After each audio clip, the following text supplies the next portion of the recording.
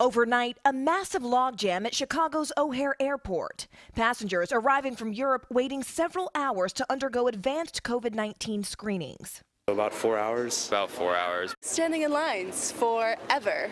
Very crowded, which is not ideal considering what this contagion is. Travelers packed together, creating mass gatherings, exactly what health officials do not want.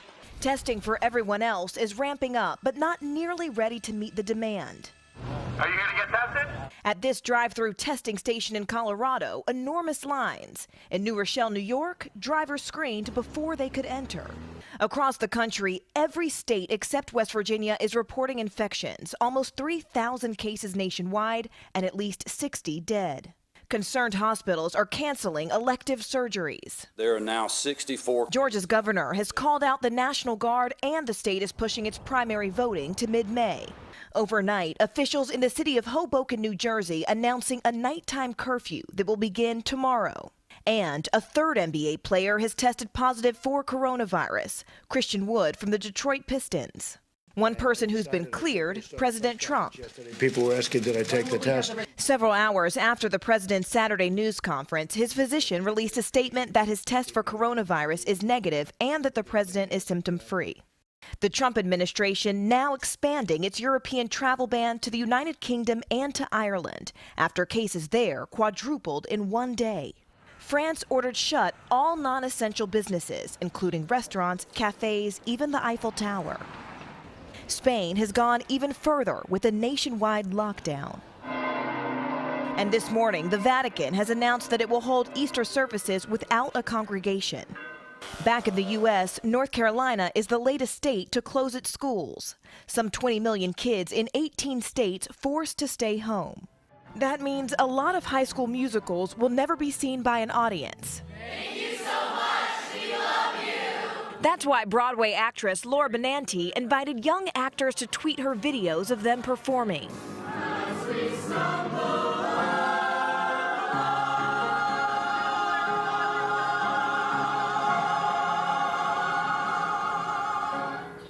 So those budding stars are getting a new, albeit unusual platform, at least a small glimmer of hope in these really confusing times. We will take it for now. Morgan, thanks so much. We'll see you again a bit later in the show. After dismissing the severity of the coronavirus crisis for weeks, the president now is trying to get his arms around it. And we are expecting new information later today about nationwide testing. NBC's Hans Nichols is at the White House with more. Hans, good morning.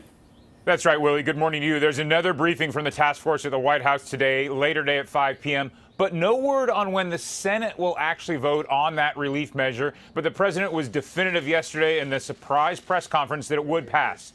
The vice president expects it to be bipartisan, like in the House. It's got paid sick leave and free testing among the provisions. And the president claimed credit for the Friday afternoon stock rally during his emergency declaration. But almost everyone at yesterday's briefing was clear. We are in the early stages of this crisis. The Surgeon General was explicit that this will get worse before it gets better. From a financial perspective, Treasury Secretary Mnuchin said that negotiations with Pelosi on more economic stimulus are ongoing. We're only in the second inning of this, in his words. More stimulus will be needed. Now, among the medical challenges, getting more tests out the door and to those drive-through locations, Vice President Pence has been promising, as you mentioned, they'll have more details today at 5 p.m. on both the new drive-through test sites and a new website designed to streamline the testing process, including a questionnaire. Mr. Pence has said that he hasn't been tested yet, but his office is establishing new protocols for anyone who comes in close proximity to the president or the vice president, and that includes testing everyone's temperature. Happened to reporters yesterday inside and outside the briefing room, and Willie, one reporter was turned away. Willie? All right, Hans Nichols at the White House. Hans, thank you very much. Let's bring in NBC News science contributor Joseph Fair. He's a virologist who has worked on pandemics around the world. Good morning. Good to see you. Good morning. So you've been a good barometer. We've talked a lot over the last week or so about sort of where we are in this crisis. As we wake up on Sunday morning, where are we? Well, as you heard, over 3,000 cases. We know that this virus can infect 2 to 3 people per confirmed case. So if you extrapolate that we have 3 times 3,000 or 4 times 3,000, even 2 times 3,000. That's going to take us from being number 8 to around number 2 to number 4 in the list of countries of how many cases we have ourselves. We've talked a lot about social distancing in the last couple of weeks, which I think some people have taken seriously, others not. Bars and restaurants here in New York, cities across the country still packed. We saw France last night take the extraordinary step of closing its cafes and restaurants. Italy and Spain on complete lockdown. Is the United States headed toward that, where the country just says, we're closed for business? To be perfectly honest, and this is not meant to invoke panic, but I think we are headed towards that state because, frankly, as you said, half the people aren't taking it seriously, half of the people are panicking, and there's a middle ground. We need to be in that middle ground, and we hope that everyone would take it seriously, but as you can see, that's just not happening. So France and Italy and Spain have all had to take those somewhat draconian measures to get people to take it seriously. I mean, I'm thinking St. Patrick's Day is 2 days from right now. The bars obviously are usually packed. Should bars be closed before St. Patrick's Day? Ideally, yes. You know, I wouldn't recommend this in any other time, and I wouldn't recommend it lightly. Personally, I love St. Patrick's Day, and I love to be in a bar on St. Patrick's Day. But at the same time, this is not the time for that. We've got to keep that social distancing and keep those measures in place. Another term we've heard in the last couple of weeks is flattening the curve, which is to say keep this spike down of number of cases. But we can't even begin to know how many cases there are until there's widespread testing. What's the progress report on that? Will we soon have enough tests, as Dr. Anthony Fauci has indicated, that in the next couple of weeks, we hope the people who need to get a test can get one readily? I think we heard 3 to 4 weeks ago that we'd have a million tests in a week, and then we've heard it again, and it's been revised again and again and again.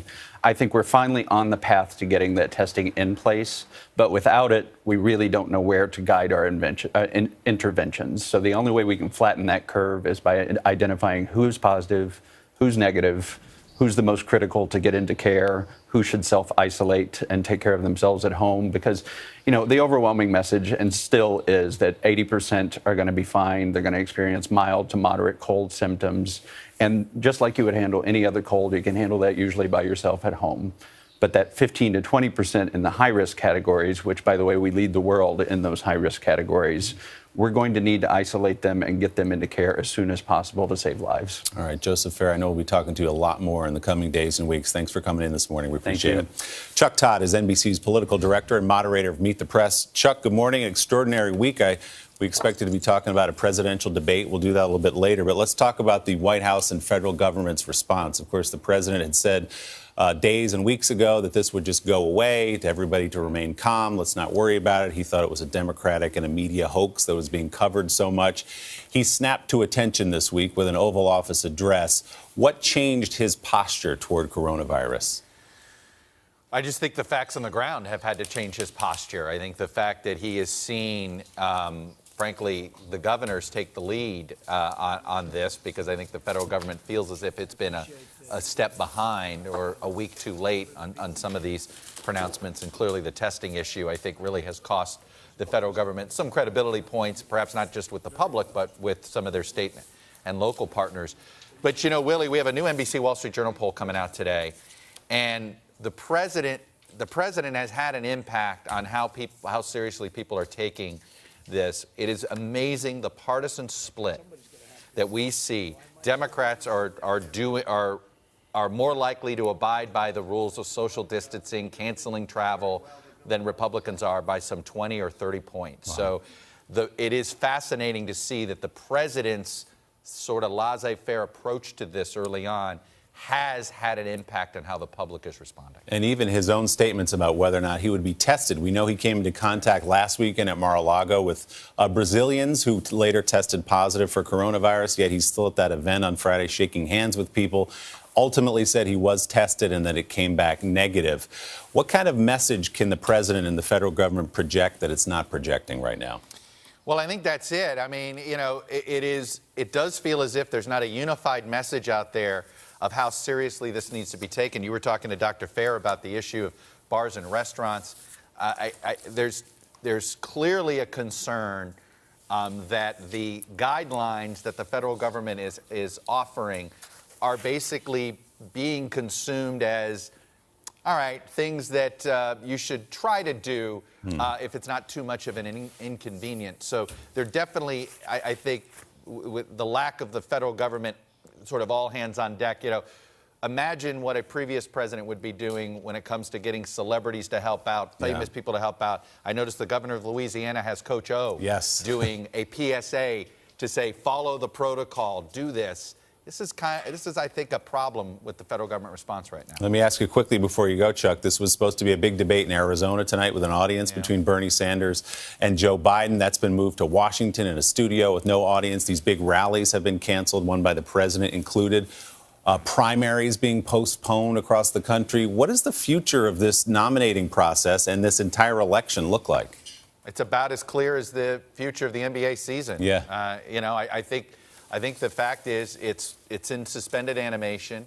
I don't know how Bernie Sanders can effectively go after Joe Biden tonight in a debate. In a normal circumstance, that's what he'd have to do, being in the position he's in. I don't know how he does that. I don't think the Democratic primary electorate, you look at our poll, they're much more concerned about coronavirus right now than anything else.